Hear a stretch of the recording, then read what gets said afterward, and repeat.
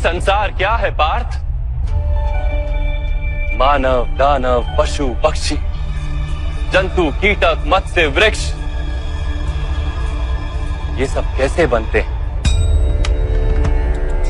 किन पदार्थों से इनका जन्म होता है? कैसे चलते हैं, कैसे जीते हैं?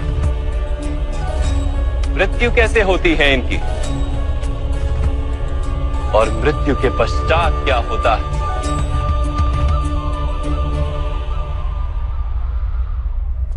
इस रहस्य का विचार करो।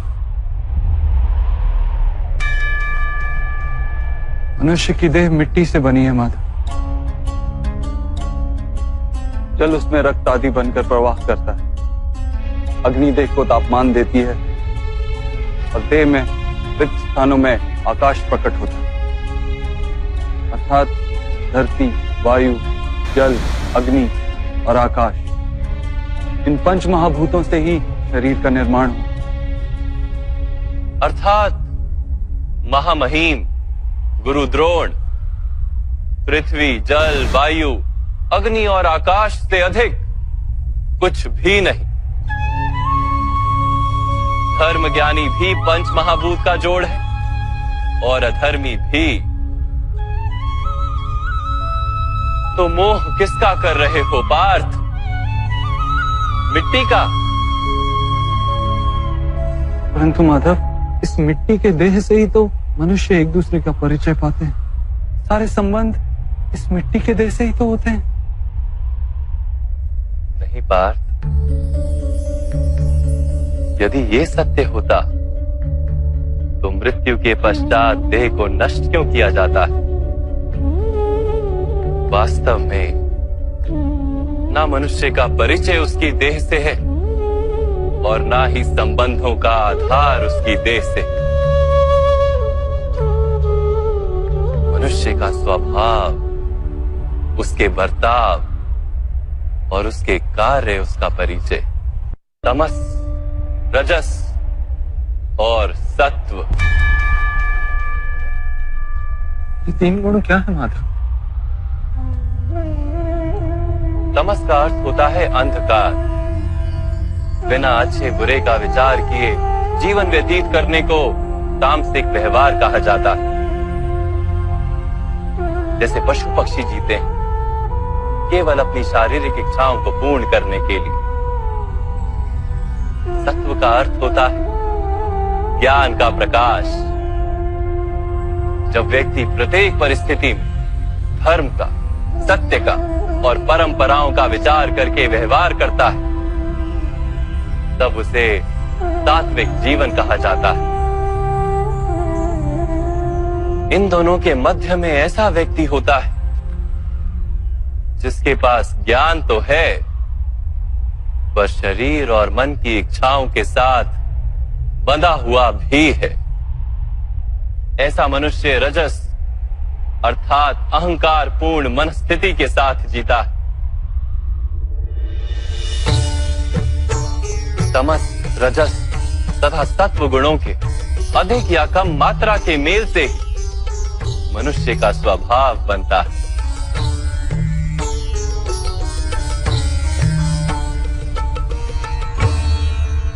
सामने देखो पार्थ, इन सब में तुम्हें कौन से गुण दिखाई देते हैं?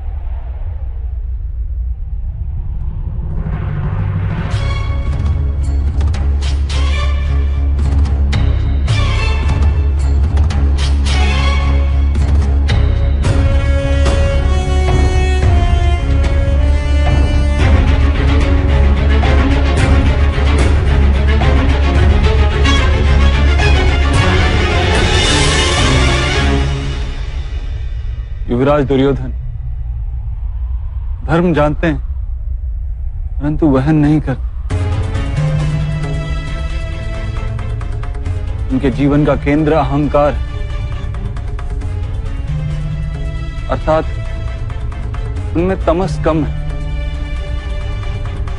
रजस अधिक है और सत्वगुण पूर्णता नहीं।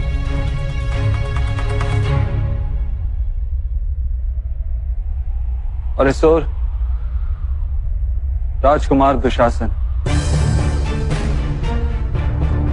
उन्होंने सदैव अपने ज्येष्ठ भ्राता का आदेश माना, बिना विचार के।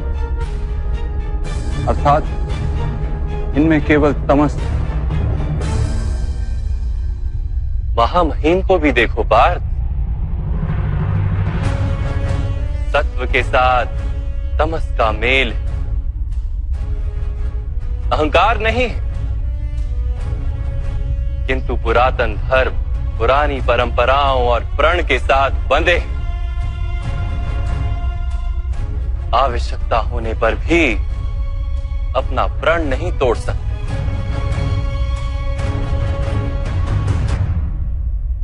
गुरु द्रोण को देखो, ज्ञान और अहंकार दोनों ही हैं। ज्ञान तो मनुष्य को मुक्ति दिलाता है, किंतु इनका अहंकार इन्हें मुक्त नहीं होने देता।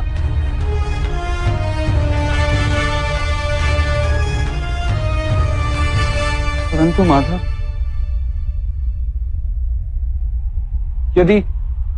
यदि मनुष्य का स्वभाव इन तीन गुणों का मेल है, तो फिर मनुष्य का व्यवहार पहले से ही निश्चित है। यही हिरण को खाएगा ही, और हिरण भी तो भयभीत ही होगा। तो फिर धर्म की प्रशंसा क्यों? अपराध का दंड क्यों? उसका क्या तात्पर्य है?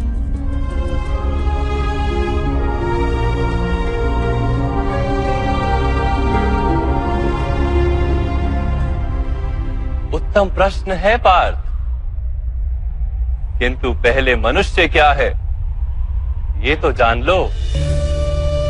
मनुष्य केवल 5 महाभूत नहीं, 5 पदार्थ नहीं, 5 ज्ञानेंद्रियां, 5 कर्मेंद्रियां तथा 3 गुण, ऐसी 23 वस्तुओं का मेल भी नहीं। मनुष्य को चलने फिरने तथा कार्य करने हेतु शक्ति की आवश्यकता होती है, और उस शक्ति को चेतना कहते हैं। तो क्या माधव, मनुष्य इसकी चेतना है? नहीं पार्थ, मनुष्य की चेतना के साथ उन 23 वस्तुओं के मेल का नाम प्रकृति। 24 वस्तुओं से बने मनुष्य नामक यंत्र में वास करता है पुरुष, अर्थात परमात्मा का अंश। उसे आत्मा कहा गया है। जब प्रकृति और पुरुष का मेल होता है, अर्थात जब परमात्मा का अंश आत्मा बनकर देह में वास करता है, तब मनुष्य जीवित होता है। यह आत्मा क्या है माधव, और इसे जानने का क्या उपाय है?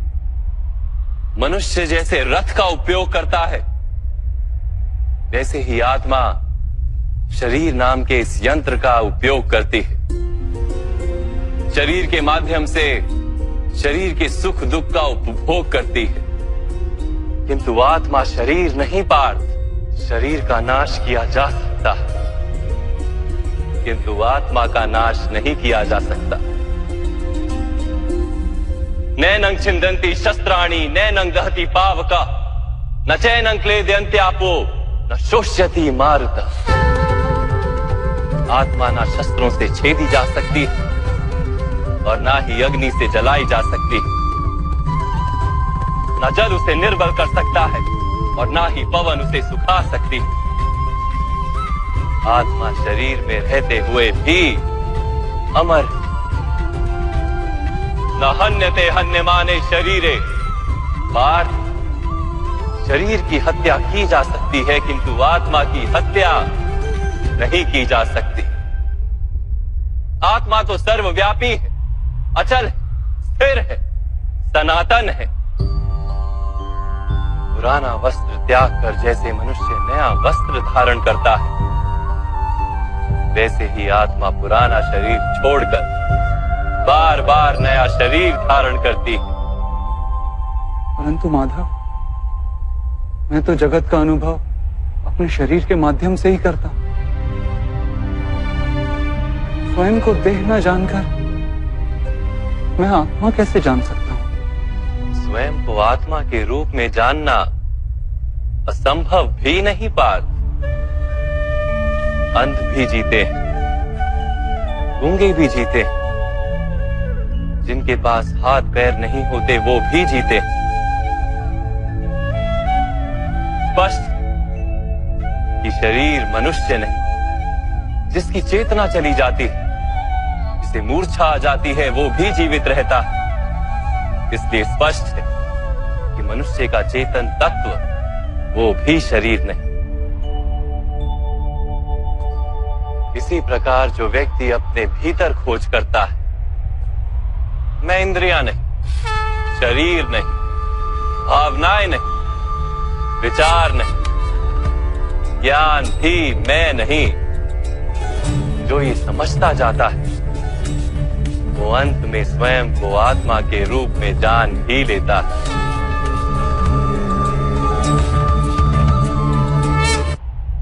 यह आत्मा का क्या कार्य है माधव?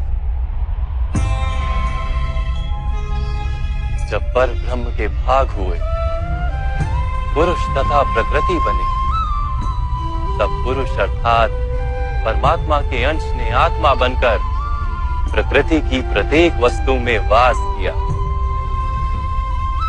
उस आत्मा को मोह तथा अंधकार ने घेर लिया पार। उस मोह निद्रा से जागृत होकर स्वयं को परमात्मा का अंश जानना ही आत्मा का कर्तव्य, उद्देश्य और जीवन कार्य।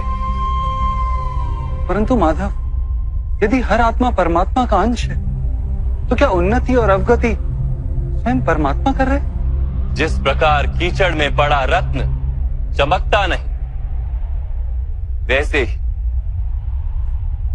प्रकृति के 24 पदार्थों से घिरी आत्मा को विस्मरण हो जाता है कि वो परमात्मा का अंश है।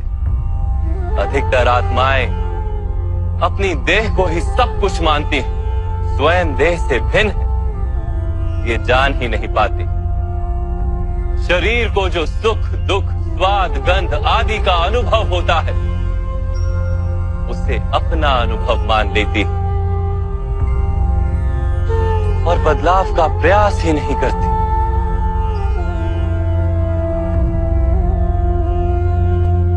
जो आत्माएं बदलाव का प्रयत्न नहीं करती, निरंतर अधर्म करती रहती हैं, उन्हें जागृत करने के लिए दंड देना अनिवार्य है।